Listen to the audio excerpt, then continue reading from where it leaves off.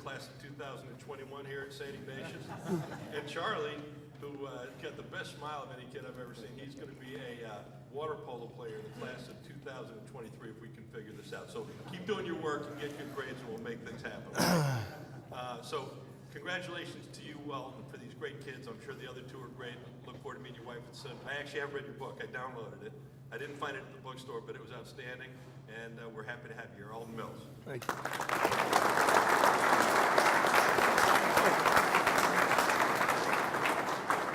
One more story. I didn't tell him the auditorium of a country club back there. And I meet a guy named Louis Bremer, who is a Navy SEAL.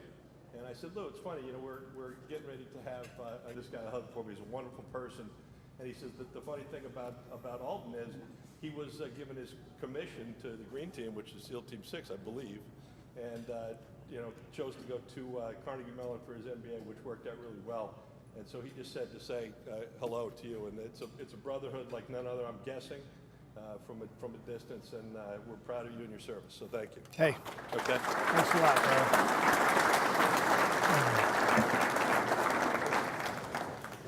All right. First, I want to do a radio check. Everybody hear me in the back row? Yes? Good? So I'm driving in tonight with my boys, and they go, "Hey, Dad, what are you going to talk about tonight?" And I said, "Well, hey, I want to tell some stories, and you know, I tell about how not to give up and that kind of thing." And like, "Dad, what do you know about that? You don't have any stories to tell." And it got me thinking about the father-son, what you do here. And there's so many times I want my boys to step on my shoulders and go where I couldn't have gone to. They don't want to listen to me. So hopefully, fathers in the room tonight, I can give you a little something for your boys, because maybe they'll listen to this dad. And maybe you can talk to my boys afterwards about what's going on. I'm going to have a little presentation. The way we're going to set this up is a little different than when I go and talk about a book that I wrote, which is called Be Unstoppable. But I want you to walk away from the boys here in the room tonight with a simple theme. And the theme is that your life is really up to you. I want you to walk away with the idea that if you focus on the things that you can control, we'll talk about the brain, the body, and the attitude, you're going to have an unbelievable life. And if you walk away tonight realizing that there are only two limits to any man or woman in the world, those limits would be called imagination and determination. Now, hopefully, from those little points and the stories that I'm going to tell, I'm not really a self-centered guy on this, but they're going to be my story, and you're going to hear a lot of kind of funny failures on how I learned about the most critical verb that I believe is out there, and that is to persist. Because at the end of the day, that's the name of the game. How not to give up. It's why I called the book Be Unstoppable, because in 1995, I got my first platoon. It was at SEAL Delivery Vehicle Team 2, small classified combat mini-submersibles. I am 7 years older than the boys in this room right then and there. Guys, 7 years is not a lot of time. And my commanding officer said, "Mills, get in here. You're going to deploy in about 48 hours. You're going to go into harm's way for the first time. You're going to be what's called an independent warfighter. I want your letter." I don't track with you. I mean, I got my gun. I got all kinds of guns. But what are you talking about, a letter? He said, "Look, if you come back on your shield, don't make me hand your loved ones just a flag. Give me a letter. Write whatever you want in the letter, but know that's the last thing they're going to remember you by. And by the way, you're going to make everybody in your platoon write that letter." So we called them just-in-case letters. I wrote 3 of them. I had 3 different deployments. You know, At the time, I'm 24, 25 years old. So you write things like, hey, sorry I threw a rock at your head, Brother Andrew. I'm really sad about breaking your matchboxes. And then you tell your mom and your dad, Mom and Dad, don't cry for me. I died doing what I loved. Isn't that kind of the name of the game? If you think about it, if you had to go tomorrow, are you doing what you love? Are you doing what I would call the single most important verb in life? That's care. Care to me is the building block of love. And if you truly go after what you care about, you're going to have an awesome journey. So that starts, and by the way, I have Vanna White here tonight. We had a little technical difficulty, so when you see me do that, Mr. Hollister is going to change the PowerPoint. I love this quotation from Eleanor Roosevelt. I'm just going to read it in case people in the back row can't see it. The future belongs to those who believe in the beauty of their dreams. Story. They called me Thunder Thighs in YBA. I was 7, 8 years old. I have big thighs. I am not a good jumper. I scored the only point I ever scored in basketball for the wrong team. I ran off the court and to the Naval Academy, got an opportunity to row there, and had a lot of great experience, and then had the opportunity to go to SEAL Team. SEAL Team's a different kind of rowing. I get to sit in a boat, and I get to look forward instead of going backwards. And this picture is actually a picture of my boat crew. I'm in the Clydesdale class of 181. That would be September of 1991. We had 122 people try out for SEAL Team. By the time I found out I'd be the class leader, we were down to 64. And the next 35 weeks became a real life-altering phase. And I'm going to tell you a story that's very similar to what I learned when I had the big thighs and started to believe in myself with rowing. About 2 weeks before you go to Hell Week, you go through something called drown proofing. They tie your feet together. They tie your hands behind your back. They throw you in a 12-foot section of the pool, and they ask you to do 30 minutes of different exercises. One of them is floating. That's actually pretty hard when you're tied up like that. Another one is bobbing up and down. Another one is 200 yards of swimming like that. You know why they do that? People, when I talk about this, will say, oh, I know. It's because when you get caught and they throw you off the side of a ship, you can swim away. No. They do that to get you to believe in your ability to be comfortable in the water. And do you know why? By the time I got to Hell Week, that class of 122 had gone down to 34. Our single biggest reason why these young guys, by the way, a lot of them are 18, 19 years old, left was because they didn't think they could do that. I didn't know how to do it, but I knew I had big thighs. I knew I could pull an oar. I knew I would at least try and give it all I had. But there were a whole bunch of people out there that never got told that. And so they didn't even get in the water. They didn't even try.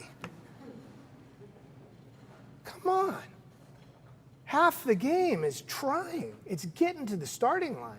And once you do it, it turns out they don't tie your hands behind your back in the very beginning. Your hands are free. They only tie your ankles together. They do a progression. It's actually not that bad. And what was really nice is they don't torture you when you're doing this. There's no instructors in the water yelling at you. It was 30 minutes of quiet time. I actually enjoyed drown proofing by the end. But then, 2 weeks later, you go through something else. This is actually a picture of me.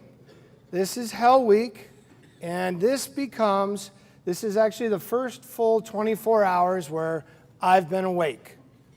Hell Week is the 6th week of training when I went through. It's now the 3rd week.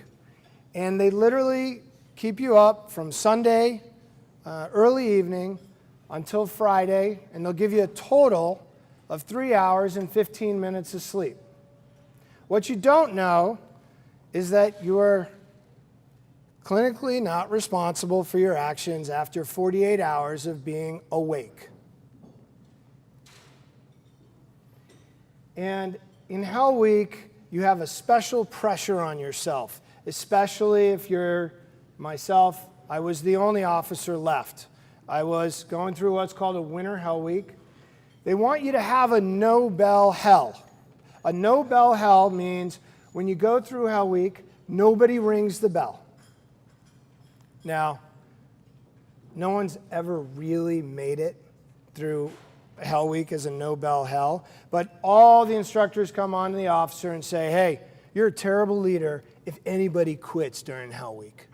Oh, okay, guys, this is what we're going to do. No one's going to quit. No one's going to ring that bell. So here's a story for you. My first quitter. We're sitting, it's breakout, it's just 30 minutes in the Hell Week. It's raining outside, about 45 degrees, and we have a particularly crazy instructor from Boston. We'll call him Instructor Cooper, okay? And he is a particularly obnoxious instructor. He goes, hey, Ensign Maggot, you go get those maggots out in the surf zone, take seats, and sing my favorite song. That would be She's a Grand Old Flag. I got 181 pop flares out here. You know what a pop flare is, Ensign Mills? They fire off into the sunset. They're really pretty. They take 54 seconds to extinguish themselves. I have 181 of these here, and I'm going to continue to fire them off until I get my first quitter. And he's got his bell right next to him. No one's going to quit. Okay, we start singing. We sing one full round of the song. Hey, Doc, bring that ambulance over here. Big four-wheel drive van drives up in front. Doc, open the doors. Let the boys see how warm it is in there. We're starting to shake a little now. Water's about 58 degrees. We've linked arms. Water's crashing over our heads. Hey, Doc, why don't you tell the boys about hypothermia? Doc, speak up. He's got a megaphone. Go ahead, Doc, tell him. Well, clinical hypothermia is a 2-degree drop in your body core temperature from 98.6 to 96.6. Doc, what happens when somebody gets hypothermia? Oh, well, you start to shiver. We literally all start to shiver the moment he says that. Okay, what else happens, Doc? You start to have memory loss. You start to lose blood flow to your arms. You start to go numb. You will then stop shivering. What's the worst case scenario, Doc? Oh, you could die. Oh, I'm sorry, Doc, I couldn't hear that. Oh, you could die. Work like clockwork. Within 10 seconds, Seaman Schmuckatelli is breaking ranks. We're like, whoa, whoa, whoa, whoa. What are you doing? You're not going to go. Don't fall in for this. No way, man. I'm out of here. I don't want to die. He goes up, and right before he does it, Instructor Cooper does the final nail in the coffin. Hey, boys, anybody who quits, I got hot cocoa and warm blankets sitting in that there ambulance. Who's my quitter? Remember, nobody wants to die out there. He breaks ranks. He goes up. Hey, Instructor Cooper, I'd like some of that hot cocoa and warm blankets. I'm sorry, I couldn't hear you. Could you tell your whole class? I'd like the hot cocoa and warm blankets, please. Oh, why don't you ring the bell so they really know what you mean? Rings the bell 3 times. That's bad. He's out. And then he gets the microphone and he goes, hey boys, I don't have hot cocoa and warm blankets. Get out of here. And we never saw Seaman Schmuckatelli again until after we graduated. And we came up to him, and the interesting thing about Seaman Schmuckatelli is that he was a corpsman. He knew what clinical hypothermia was. He had been at Buds for a while. He knew what he was about to go through. I go, well, what did you do that for? Why did you quit? He goes, there's an expert up there telling me I'm not going to be able to do this. But that's him just talking. That's not you. Somebody else set his limit. He knew better. The rest of us, we just suffered. And you know what? We got out of the water about 10 minutes later. And it turns out that we had been clinically hypothermic for 5 days. We got down to like 93 degrees. But you had some expert up there that decided that you need to know this limit. Fellas, are you seeing my theme here? You define the limit, not some expert out there. Seaman Schmuckatelli would have been a great SEAL, but he didn't stick around. So, a favorite quotation of mine from Henry Ford. Whether you think you can or you can't, you're right. And that's one of the key things that they do in SEAL training. You see, they spend so much time teaching you that your body obeys your brain. That your body is a brain housing group. The only thing that you can't swap out, the only organ is the brain. The irony is that the body is the vehicle, right? It feeds the brain. What you put into it, it sends power to the brain. The brain is the one that goes, all right, hey, I think I'm going to listen to this. I think I'm going to use my mouth to make this happen. And I'm going to use my arms and legs to do that. They call the body the weapons platform in SEAL team. They don't give you a single gun.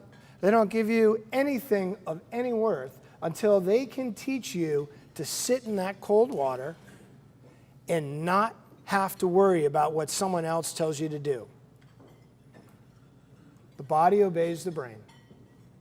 They want you to understand that concept.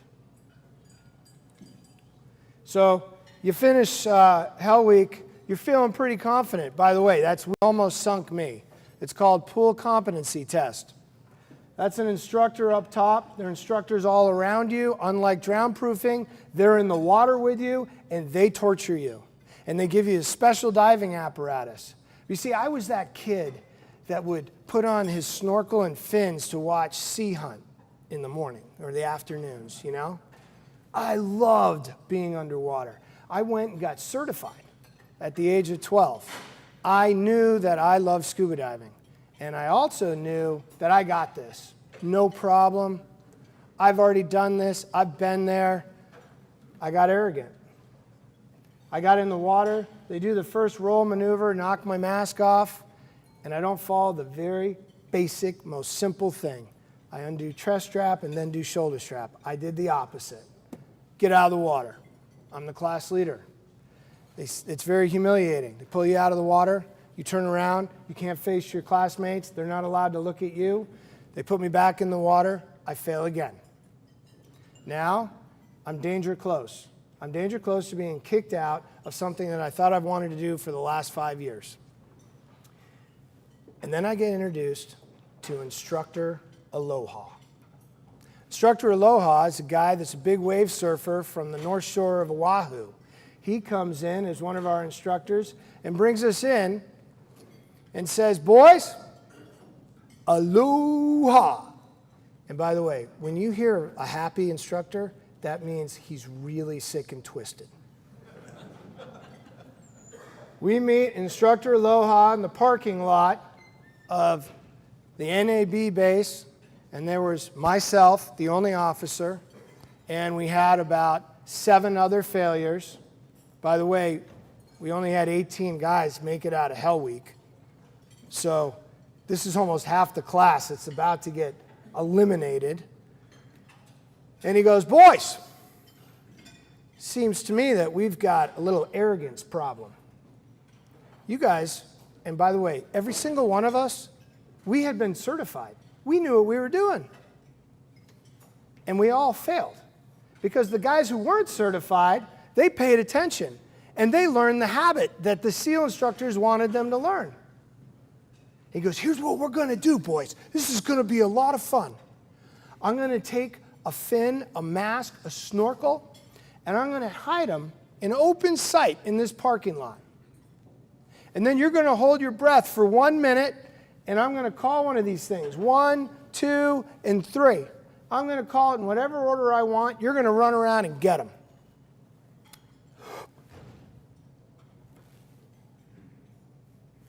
Okay. You're not breathing. He runs out. He goes, after a minute, go. Do you know what happens when you start running and holding your breath after a minute? You pass out. And he wanted you to pass out again and again, but he wanted you to pass out when you had the pressure of knowing that you had to go in a very specific sequence. You see, the next thing they were teaching us was this thing called habits. There's some great books out there on habits. And what he wanted you to know right out of the gate was, I don't care what habit you came in with, I want you to learn this new habit. And if you're not going to listen to me, I got to get you to a pain threshold to pay attention to that habit. And they were teaching us that it's within our control to change the habit.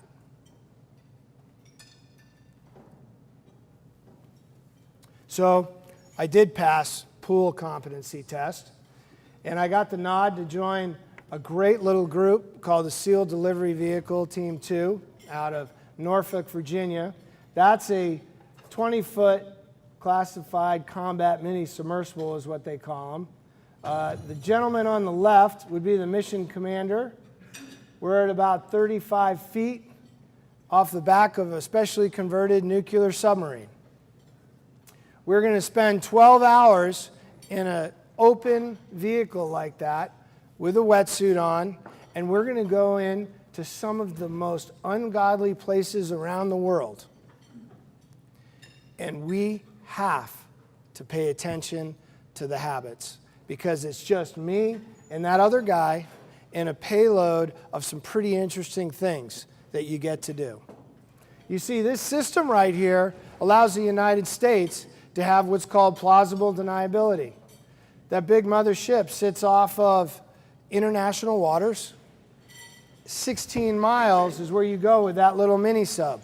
It's rigged with explosives. We're wearing flight suits. We're going to pretend to be a downed pilot if we get compromised. We're going to pull this button. The mini sub's going to go deep, blow up, and then we're going to pretend like we fell out of an F-14. Thankfully, that never had to happen. But what ended up happening was, had you told me back when I was 12 with bad lungs and big thighs that I'd get to lead guys not once but twice around the world doing that, I'd say there's no way.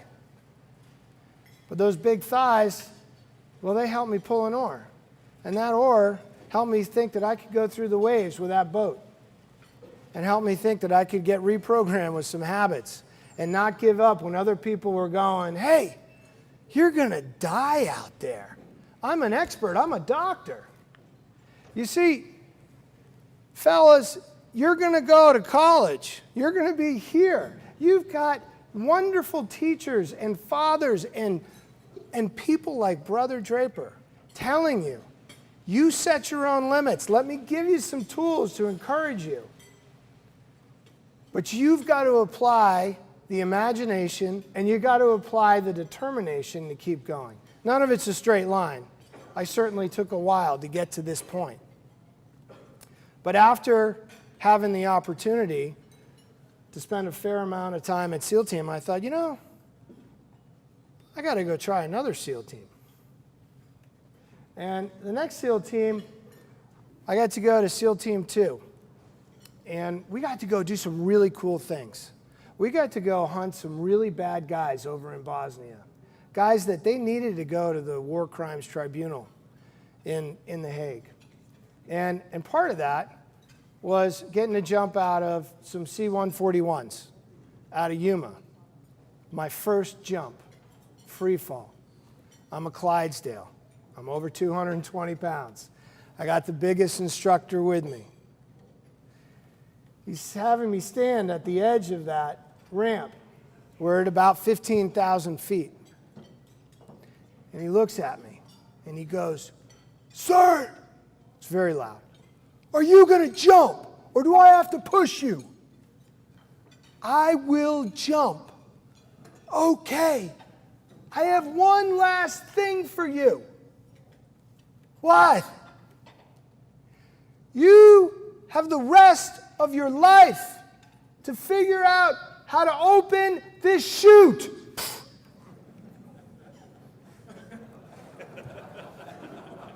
I'm literally thinking of this as I'm flying backwards, spinning uncontrollably, flipping through the air, going, I can't believe he just told me that.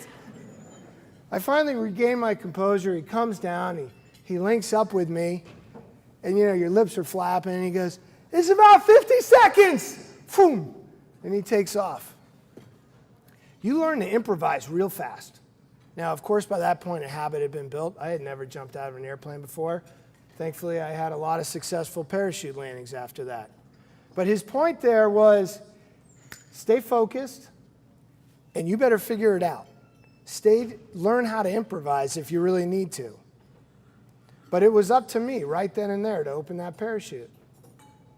And that improvising and that staying flexible, and they'll tell you, in SEAL Team, they've got this old kind of creature from the Black Lagoon looking guy. And he got this big sign on his chest. And it says, "So you want to be a frogman?" And they'll say, "Everybody wants to be a frogman." Yeah, we had the 4th fastest growing company in the country in 2009. Huh, how cool is that? I start getting all these interviews, and they go, "Oh, wow, you just came out of nowhere." I'm like, no, you don't understand. This was the overnight success that took 10 years. Like, I'd already been close to bankrupt twice.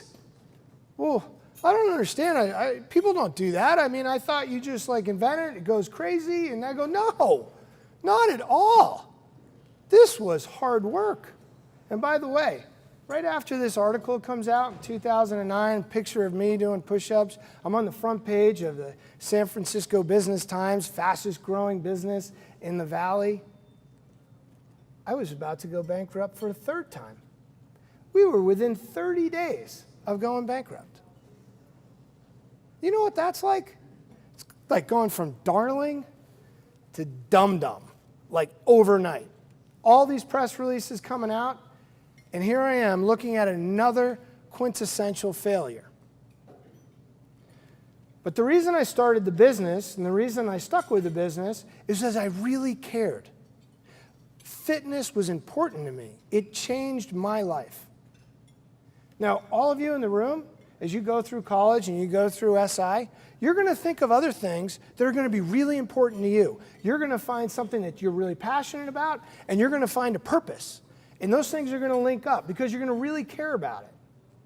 And it's going to take you to places that you'd never thought would happen. But the only way it's going to take you to places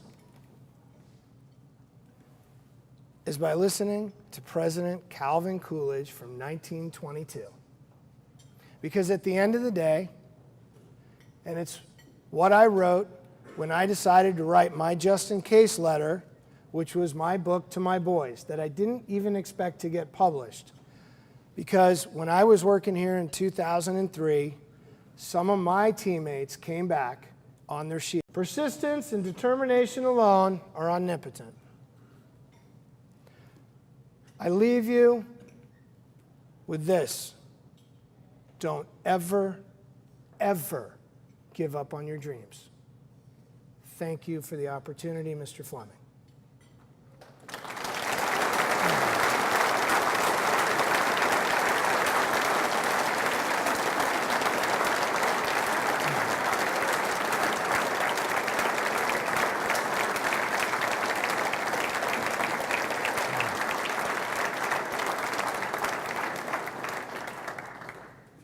Yep, I understand that we want to do some Q&A.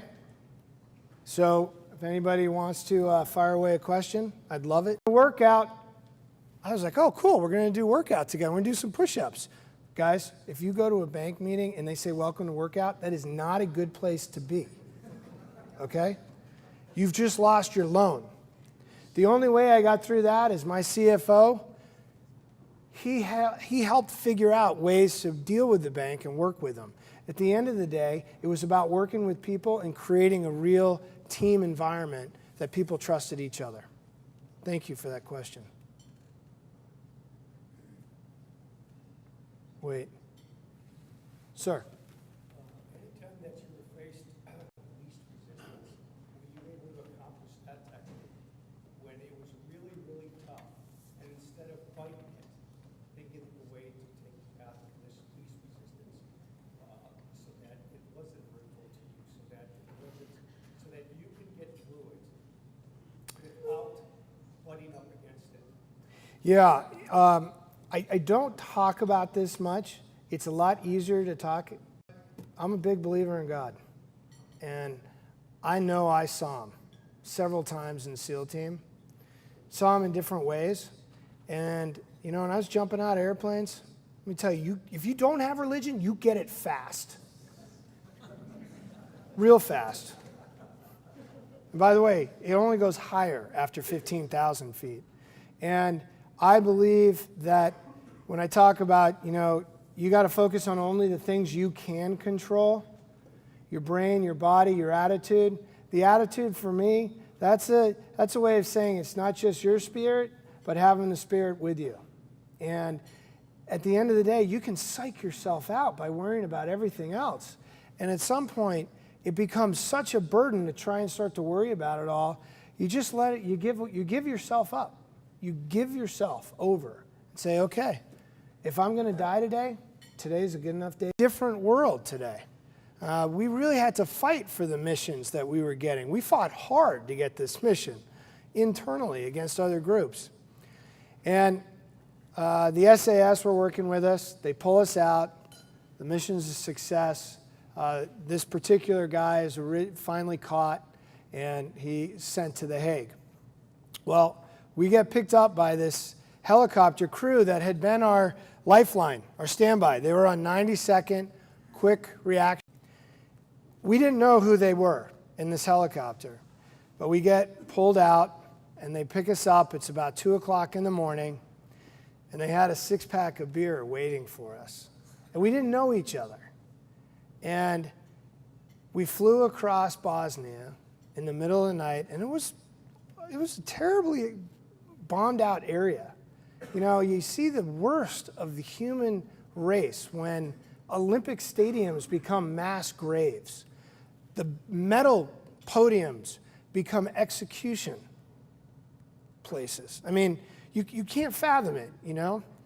But that moment of flying across Bosnia at 2:30 in the morning, it was a full moon, we're in a Black Hawk helicopter, we're completely, utterly exhausted.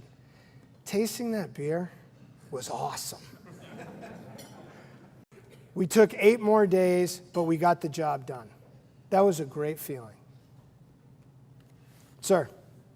If you're an 18-year-old senior going off to college next year, which of your books would be the best one? Considering I only have one right now, I'd love for you to take a look at Be Unstoppable. And to me, Be Unstoppable is, it's all about understanding how not to give up. I believe there are some very simple, automatic things that you need to be thinking about. Just kind of creating the habit.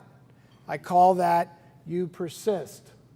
And it's actually engraved on the paddle. It's about understanding your why. It's about planning in 3D, exercising to execute, recognize your reason to believe, surveying your habits, improvising to overcome, seeking experts, and teaming up. Life is up to you, which I believe is how we started. So I hope everybody in this room, especially the next generation, listens to their dad.